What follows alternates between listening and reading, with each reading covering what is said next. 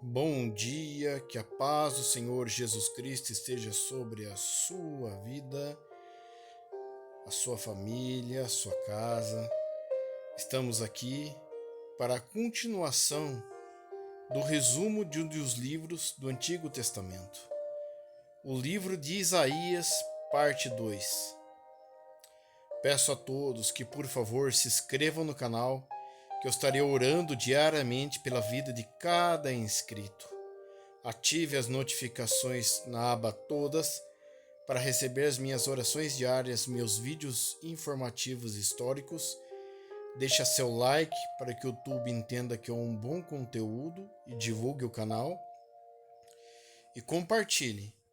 Compartilhe para parentes, amigos, familiares, porque você estará semeando na vida do próximo um conhecimento da palavra de Deus, tudo que envolve o nosso Senhor. Então vamos para um resumo, nossa visão geral do livro de Isaías, parte 2. Que Deus te abençoe e te guarde.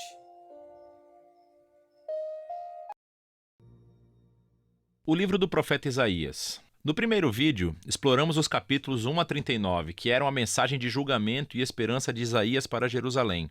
Ele acusou os líderes de Israel de rebelião contra Deus e disse que, através da Assíria e depois da Babilônia, o reino de Israel desmoronaria através do julgamento de Deus. E assim, o capítulo 39 concluiu com Isaías prevendo a queda de Jerusalém para a Babilônia e o exílio. E 100 anos depois de Isaías, tudo isso aconteceu, tristemente.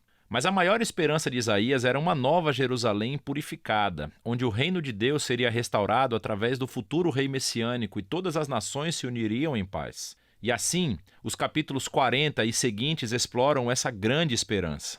A primeira sessão principal, dos capítulos 40 a 48, abre com um anúncio de esperança e conforto para Israel. As pessoas são informadas que o exílio babilônico acabou e que o pecado de Israel foi tratado. Uma nova era está começando.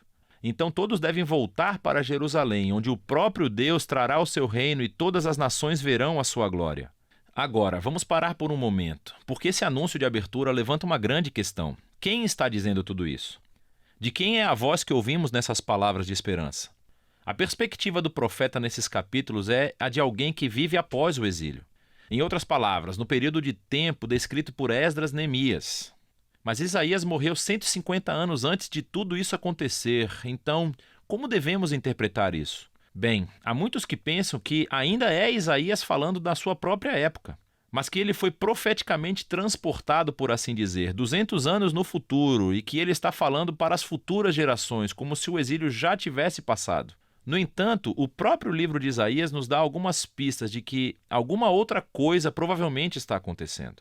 Nos capítulos 8, 29 e 30, nos é dito que após Isaías ter sido rejeitado pelos líderes de Israel, ele escreveu e selou em um pergaminho todas as suas mensagens de julgamento e esperança, e que ele o passou para os seus discípulos como uma testemunha nos dias por vir. Por fim, Isaías morreu à espera de que Deus reivindicasse suas palavras. Agora, lembre-se, os capítulos de 1 a 39 foram projetados para nos mostrar que as previsões de julgamento de Isaías foram cumpridas no exílio. Ele é um verdadeiro profeta.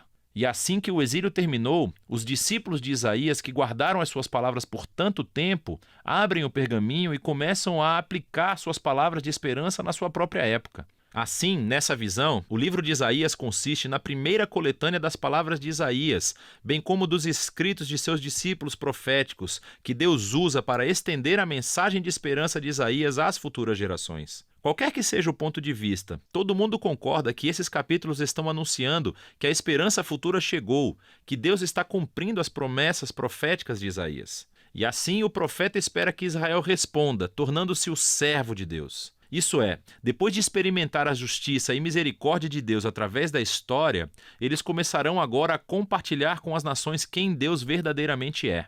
Mas não é isso que está acontecendo. Em vez de testemunhar às nações, Israel está realmente reclamando e até acusando Deus. Eles dizem que o Senhor não presta atenção aos seus problemas. Na verdade, ele está ignorando a sua causa. O exílio babilônico, compreensivelmente, fez com que Israel perdesse a fé em seu Deus. Quer dizer, talvez ele não seja tão poderoso. Talvez os deuses da Babilônia sejam muito melhores do que o nosso Deus. E assim, o resto desses capítulos, de 41 a 47, são criados como uma cena de julgamento. Deus está respondendo a essas dúvidas e acusações com os seguintes argumentos. Primeiro, ele diz que o exílio da Babilônia não foi negligência divina. Pelo contrário, foi divinamente orquestrado como um julgamento pelo pecado de Israel. Segundo, foi por causa de Israel que Deus levantou a Pérsia para conquistar a Babilônia, para que eles pudessem voltar para casa cumprindo as palavras do profeta Isaías. Portanto, a conclusão correta que Israel deve tirar é que o seu Deus é o rei da história, não os ídolos das nações. Na queda da Babilônia e na ascensão do rei da Pérsia, Ciro, Israel deveria ver a mão de Deus no trabalho e assim tornar-se seu servo, dizendo às nações quem ele é. Mas, no final do julgamento, capítulo 48, descobrimos que Israel ainda é tão rebelde e duro quanto seus ancestrais. E assim, Deus os desqualifica como seus servos. Mas Deus ainda está em uma missão para abençoar as nações. E assim, o profeta diz que Deus vai fazer uma coisa nova para resolver esse problema, que passa para a próxima sessão, de 49 a 55. Somos apresentados a uma figura que se chama servo de Deus, que vai cumprir a missão de Deus e fazer o que Israel não conseguiu fazer. Deus dá a esse servo o título de Israel e envia essa pessoa em uma missão para, em primeiro lugar, restaurar o povo de Israel de volta ao seu Deus e, em segundo, tornar-se a luz de Deus para as nações. E nos é dito que esse servo é capacitado pelo Espírito de Deus para anunciar boas novas e trazer o reino de Deus sobre todas as nações. Soa como o rei messiânico dos capítulos 9 e 11. Mas então aprendemos a maneira surpreendente de como o servo trará o reino de Deus. Ele será rejeitado e espancado e finalmente morto pelo seu próprio povo. Na realidade, como ele está sendo acusado e condenado à morte, ele está morrendo em nome do pecado de seu próprio povo. O profeta diz que a morte do servo é um sacrifício de expiação pelo mal e rebelião do povo. E depois da sua morte, de repente, o servo está vivo novamente. E ouvimos que, por sua morte, ele forneceu um meio de tornar as pessoas justas. Isto é, colocá-las em um relacionamento certo com Deus. E assim essa sessão conclui descrevendo duas maneiras pelas quais as pessoas podem responder ao servo. Alguns responderão com humildade e abandonarão seus pecados e aceitarão o que o servo de Deus fez em favor deles. Essas pessoas são chamadas de servos e também de semente. Lembre-se da semente sagrada do capítulo 6. Estes são os que experimentarão a bênção do reino messiânico. Mas há outros que são chamados simplesmente de ímpios. Eles rejeitam tanto o servo quanto os seus servos. O que nos leva à seção final do livro, 56 a 66, onde os servos herdam o reino de Deus. Esses capítulos são lindamente projetados como uma simetria que reúne todos os temas do livro. No centro estão 3 belos poemas que descrevem como o servo, com poderes espirituais, está anunciando as boas novas do reino de Deus para os pobres. E ele reafirma todas as promessas de esperança do início do livro. A Nova Jerusalém, habitada pelos servos de Deus, será o lugar de onde a justiça, a misericórdia e a bênção de Deus fluem para todas as nações do mundo. E, à volta desses poemas, estão 2 longas orações de arrependimento, em que os servos confessam o pecado de Israel e lamentam todo o mal que vem no mundo ao seu redor. E assim, eles pedem a Deus para perdoá-los, e que ele traga o seu reino aqui na terra como no céu. Agora, de cada lado dessas orações, há coleções de mais poemas que contrastam o destino dos servos com o dos ímpios que os perseguem. Deus diz que ele trará justiça a todos os que poluem o seu mundo bom com o seu mau egoísmo e idolatria, e que ele vai removê-los de sua cidade para sempre. Mas os servos, aqueles que são humildes diante de Deus e que se arrependem e dominam seu mal, são perdoados.